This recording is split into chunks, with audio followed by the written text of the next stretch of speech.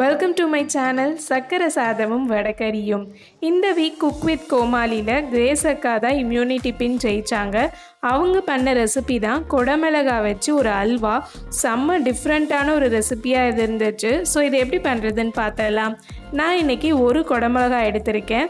இதோட மேலே இருக்க அந்த ஸ்டெம்மும் உள்ளே இருக்க இந்த விரையும் எடுத்துடணும்.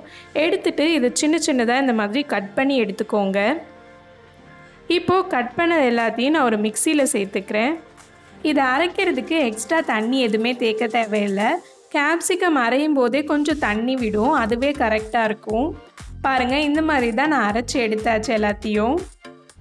இப்போது ஒரு பேனில் 1 டேபிள் ஸ்பூன் அளவுக்கு நெய் சேர்த்துக்கிறேன்.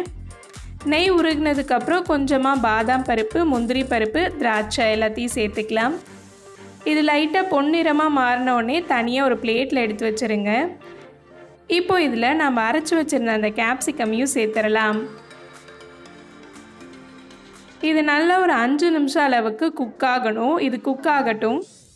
இப்போ பாருங்கள், இதில் இருக்க தண்ணிலாம் நல்லா சுண்டிடுச்சு. கலர் அவ்வளோ சூப்பராக இருந்தது பார்க்கவே. இப்போ இதில் ஒரு 1/2 கப் அளவுக்கு ஆல்ரெடி காய்ச்சி ஆற வச்சுருக்க பாலை சேர்த்துக்கிறேன். இந்த கேப்சிகம் பாலோடு சேர்ந்து ஒரு 5 நிமிஷம் அளவுக்கு நல்லா குக் ஆகணும். இதை அப்படியே இந்த மாதிரி லைட்டாக ஒரு கரண்டி வச்சு கிண்டிக்கிட்டே இருங்க. இப்போது பால்லாம் நல்லா சுண்டினதுக்கப்புறம் 1/2 கப் அளவுக்கு சுகர் எடுத்து வச்சுருக்கேன். அதையும் இதில் சேர்த்துக்கலாம். அடுத்து 1.5 டேபிள் ஸ்பூன் அளவுக்கு பால் பவுடர் எடுத்து வச்சுருக்கேன். ஒருவேளை உங்ககிட்ட பால் பவுடர் கிடைக்கலனா நீங்கள் கார்ன்ஃப்ளவர் கூட யூஸ் பண்ணிக்கலாம். இது ஜஸ்ட் நம்மளோட அல்வாவை நல்லா திக்காக்கும், அதனால தான் சேர்ப்பாங்க. இப்போ இந்த மாதிரி ஒரு கரண்டி வச்சு நல்லா எல்லாத்தையும் மிக்ஸ் பண்ணிவிட்டு ஒரு 15 நிமிஷம் அளவுக்கு குக் பண்ணுங்கள். அதுக்கடுத்து இதில் ஒரு 1/4 டீஸ்பூன் அளவுக்கு நான் நெய் எடுத்து வச்சுருக்கேன், அதை சேர்த்துடலாம். நெய் சேர்த்துட்டு இந்த மாதிரி நல்லா கையெடுக்காமல் கிண்டி விட்டுட்டே இருங்க. அடுத்து இதில் ஒரு ஏலக்காய் சேர்த்துடலாம்.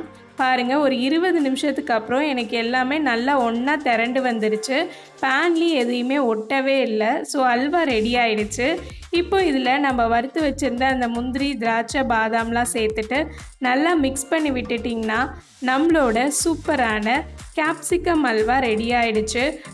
ரெகுலரான அல்வாலாம் சாப்பிட்டு எனக்கு போர் அடிச்சிருச்சுப்பா அப்படின்னு நினச்சிங்கன்னா கண்டிப்பாக இந்த டிஃப்ரெண்ட்டான கேப்சிகம் அல்வா ட்ரை பண்ணி பாருங்கள்.